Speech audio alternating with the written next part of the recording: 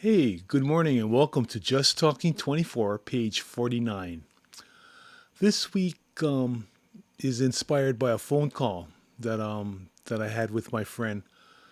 It was her birthday, and as usual, I call her, and she lives in Florida. Okay, and I live in, and she's from Hawaii. But we talk story, and we talk politics. We talk. She's retired, like I am, and we talk about the prices of everything, and we talk about politics. She's even more right than me. Okay, and I'm pretty right. I'm a conservative, yeah, but I lean sometimes toward liberal stuff, but she doesn't. But anyway, so we were comparing cost of living because I told her, I told her, hey, you guys in Florida, people are just, jumping over each other to get to you. But I like what you say, when you come to our state, yeah, come on in, but leave your views back where you came from. She goes, yeah. But then she said, but there are pockets of Florida that are really liberal. Like, she was saying the Orlando around Disney World. Go figure, right? But anyway, we were talking about the price of gas. And she goes, "Oh yeah, it was two. I think she said 2.77 a gallon." And she said she's seen it go down as low as 2.35. And she goes, "Well, how is it in Hawaii?" And I told her, "Well, since either June or May, it's been bouncing between 4.53 and 4.59 a gallon." She goes, $4? I go, yeah. She goes, how come so expensive? Told her, you gotta figure that out. Come on. She goes, what is it? She goes, greed. I said, yeah, in a way. I said, it's the kind, because the government doesn't want, the local government needs the money. It needs the money. It won't, okay, it's going to make the tax off of the gallon of gas, no matter what. I mean, what kind of tax, what kind of road taxes. Because when I used to tow, I had an outlet for my diesel and I bought it from a marine supplier. And, okay, yeah, well, I told you it was illegal, right? I got my gallons of diesel without paying state road tax. And it was like half the price, was so cheap.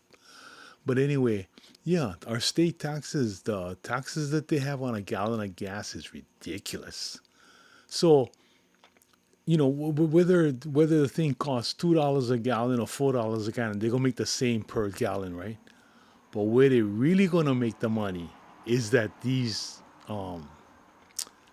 petroleum companies. We have Aloha Petroleum, we have Hele, and we have, I believe, oh, you gotta excuse me, man. It's a little bit early this morning, and they're all coming home from the bar. It's Saturday morning, but we have and Texaco, and those are the major oil companies that we have in Hawaii. We also have Shell. I believe we have Shell.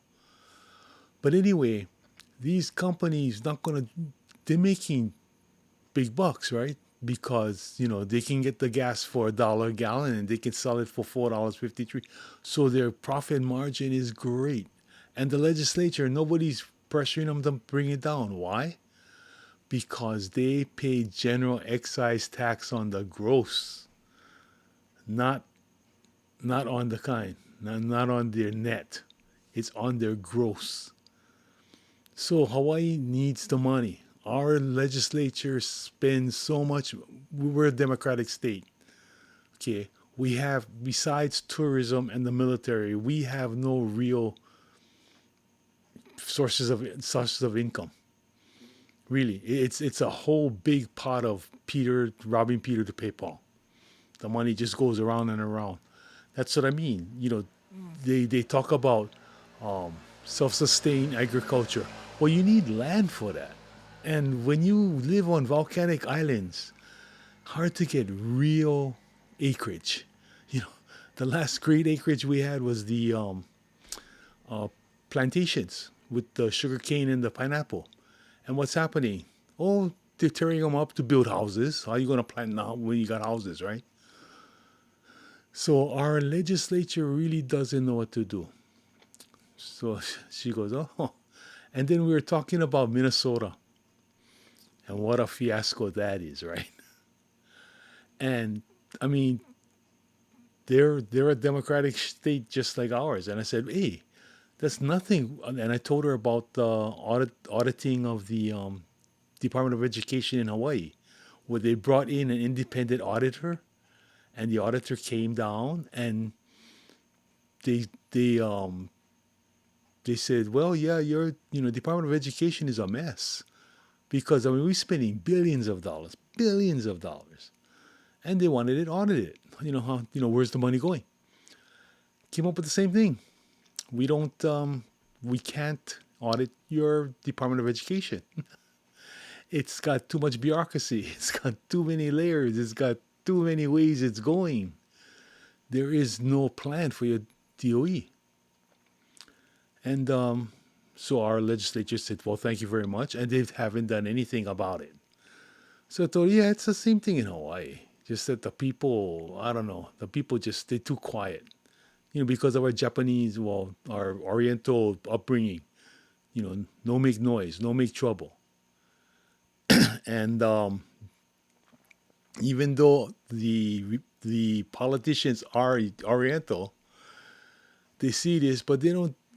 They've shown we're a democratic state, and the Democrats have shown just where their, which side of their bread is buttered, and it's them, not the people. I mean, they'll screw us as far as they can. It's really sad, but it's been going on ever since I could start drinking when I was 16. And I've been talking to the older folks and the old guys who tell me, boy, you got to watch out for this, you got to watch out for that. And I would listen to them because they're talking from experience. And that's the way I was brought up. You listen to your elders. And if what they're talking, if what they say, you look around. And if it's what is happening, you can kind of put two and two together and, this guy is very credible, so he should be listened to. And you listen to him.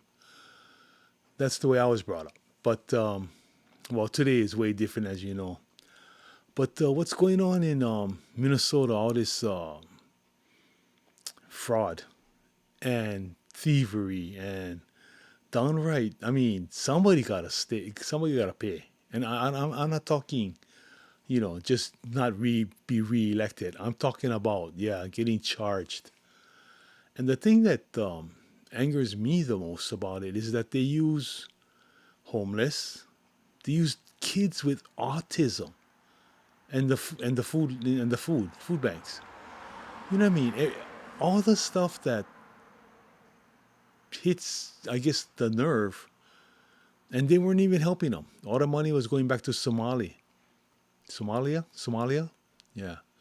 And my wife says, "Oh, that sounds familiar." I go, "What sounds familiar?" She goes, "Somali." I told her, "Yeah." I said, those tankers and the container ships that they have on the east east coast of Africa, and they're being attacked by pirates?" She goes, "Yeah." I said, "Doesn't that sound familiar?" The pirates are Somalian pirates. That's the way that country is. So why would you allow people from that country asylum in the United States? You can't even trust its own government to give you factual background information.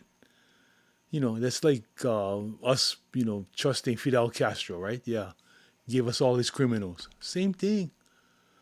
Yet Biden administration did that. That's why I'm sorry that some innocent people are going to be, you know, taken, thrown back to Somalia when they've, when they've built a, solid foundation here. But do you know how they say a few bad apples spoil the whole bunch? Yeah, that whole bunch gotta go. Gotta send it back to Somalia, and then Tell the government, get your act together. We want a reputable way of you reporting the histories. You do one thing wrong, it's all off again. Keep them on their toes. I don't know if they can be that. I don't know if they can be uncorrupted enough to do so. But yeah, get them out of there. Everybody. It's just enough already. I'm pushed to past the limit.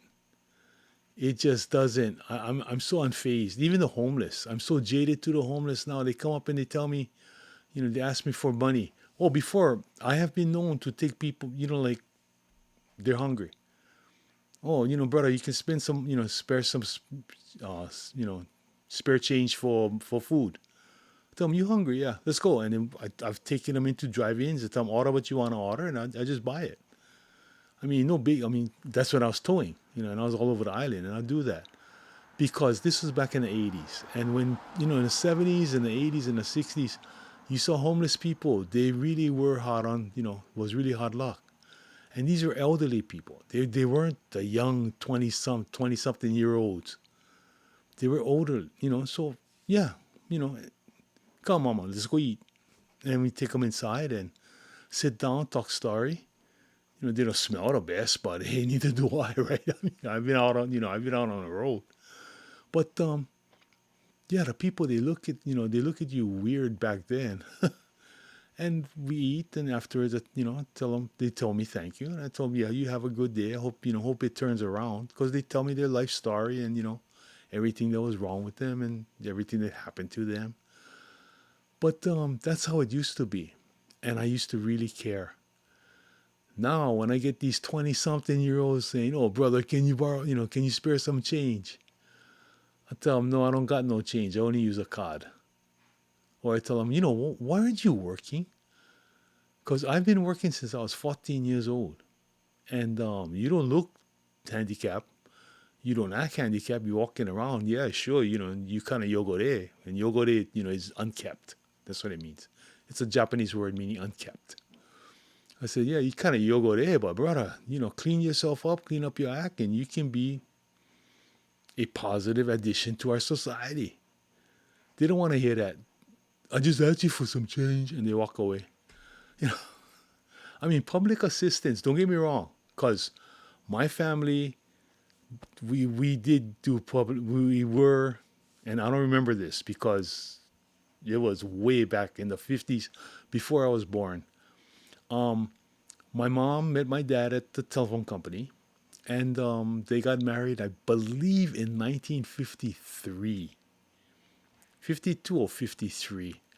And when they got married, my dad already had two kids, my brother and my sister, from a previous marriage. And my mom was still just an operator, and my dad was a test desk man, which it's exactly what it is, a test desk. What they call a test desk, And they had already made family. And my mom didn't really want to spend a lot of their money on rent. She wanted to, save as much of their money for a down payment for their own home, the American dream. So she went to her mother, my grandmother, and my grandmother was living in a two-bedroom house, and she's not using the other bedroom, and my mom asked if they could stay there. But my grandmother was very old-fashioned, and she told my mother, you married a man with a ready family, it's up to him to provide for you. Because me and my mom, we talked about this. How come, And so she said, okay, she understood why. Didn't like it, but she understood why. My dad's mom, the one that raised me, I call her Obabang. It's supposed to be Obachang, but I call her Obabang. But my Japanese grandmother, she was, they were married. She was married to my grand uncle, but I call him Grandpa Moki. She was married to him. They had two kids, and then they also had my Uncle Teddy, which is from her first marriage. And so five of them lived in a two-bedroom, little shack. And she said, Sure, come. We make room. That's all Babang was. I mean, she give you the shirt off your back. Really, her love was unreal. And so my mom and dad lived with her, and mom didn't like that. And then dad was getting in. Well, he was getting into the union. He was very pro union. He was rank and file, and he was one of the initial instigators of the IBEW, International Brotherhood of Electrical Workers, taking root in the telephone company. See, before time, they didn't have unions, and this state was what came out of World War II with you know the ideas of it. You had John A. Burns, you had Daniel Inouye, you had Hiram Fong, you had Art Trask, you had oh, what's his name? I can see his art.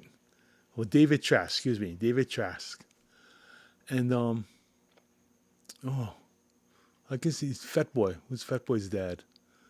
Anyway, these were the union starters. So my dad was really into getting the union in the telephone company. Well, because of that, they had this low income housing called veterans housing, and my dad couldn't join the military because when he was younger, he lost sight of it in his left eye, so he was 4F. So he was never a veteran. But they had openings in this low income housing. It was in Manoa Valley. And if any of you know, Manoa Valley is the kind of high socioeconomic, it's a higher one. So to get in there was very hard to do. But, those days with politics the way they are and pull the right strings, my parents got a unit in there.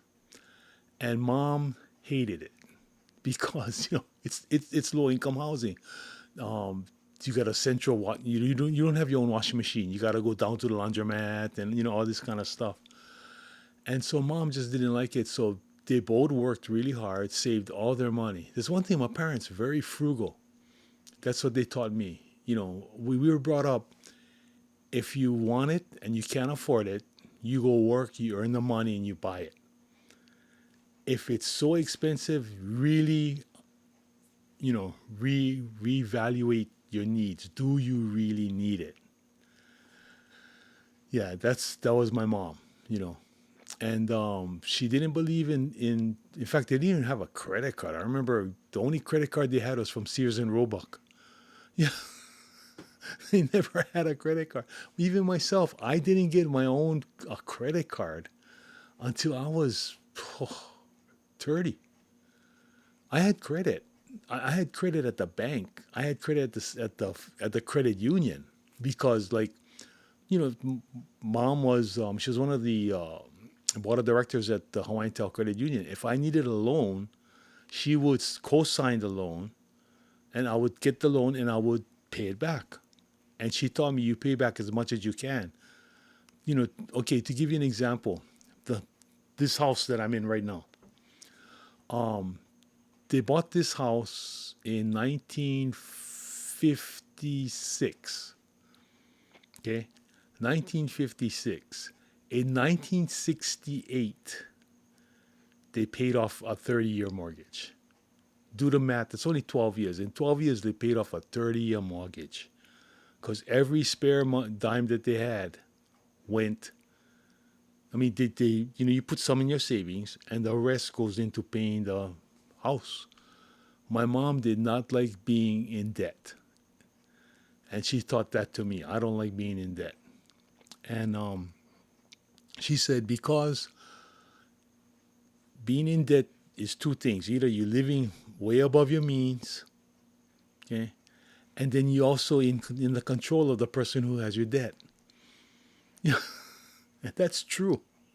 You know, the only thing that I had to borrow money on was when I bought my new truck, and the reason why and the new truck cost me like 60.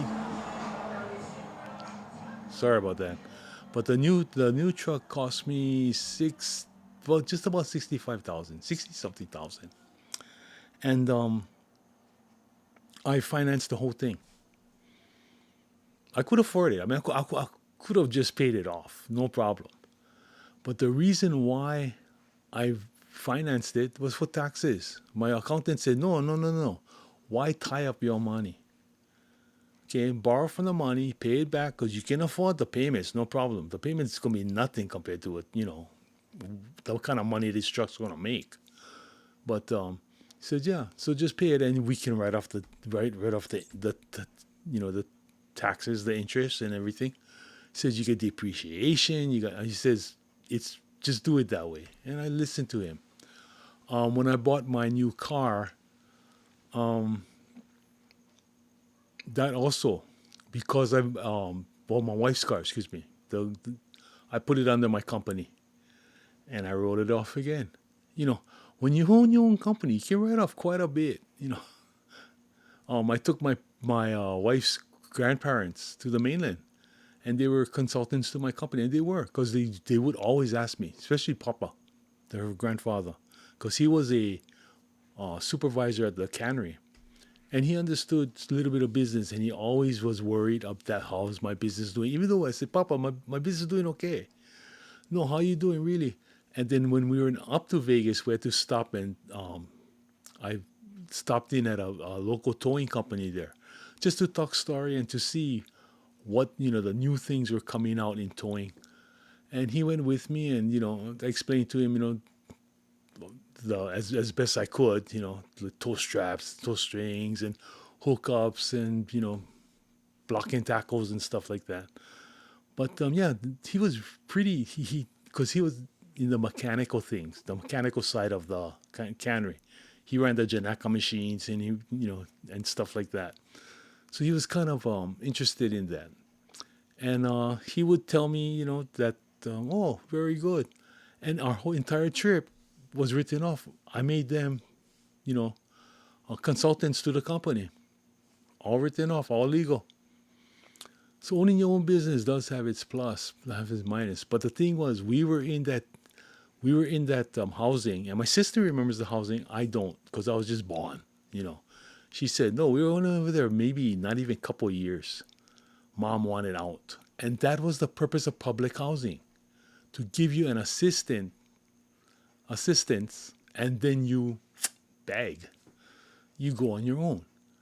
You don't live a like. I mean, I know generations of people that was living in a housing. My generation, no, most of them moved out already. Most of the guys I know moved out. They moved down to Waimanalo, Kailua, neighbor islands, whatever. But their their parents were there, and the housing was relatively new. The housing was built in the 50s. But you look at the other side of the island. Man, people they're on welfare, their kids on welfare, their grandkids on welfare. It was never meant for these folks.